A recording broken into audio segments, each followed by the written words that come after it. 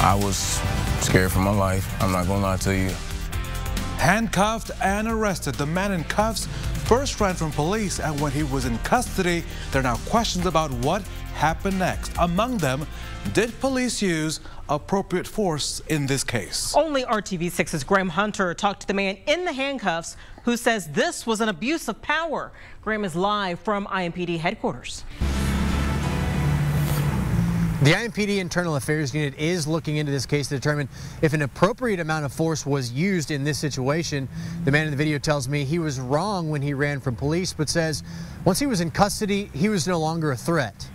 This interview was not to defamate IMPD at all, because I got the utmost respect for them. I know their job is very stressful and it's hard to do. Bryant Patrick Jr. says he and his cousin were heading home early Sunday morning when they were pulled over because they were in his fiancée Cassandra Hewley's car and her license is suspended. I fled.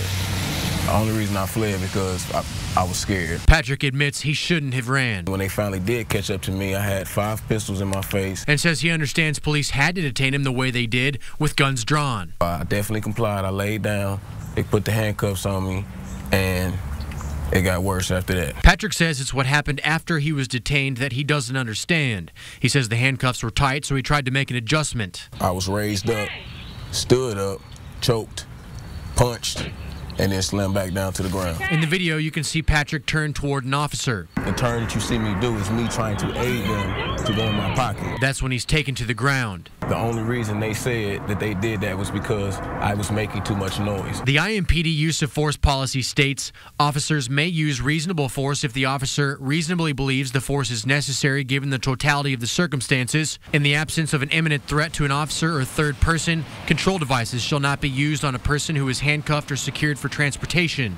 It was sad. Like, it really broke my heart to see somebody I love going through that. Cassandra Hewley is Patrick's fiancée. She recorded this video. It's not a race thing. It's just an abuse of power thing. It's a power thing. The IMPD Internal Affairs Unit is looking into this incident. The public health and safety spokeswoman for the city says you can file complaints with the IMPD's new Performance and Policy Division established by Chief Roach earlier this month.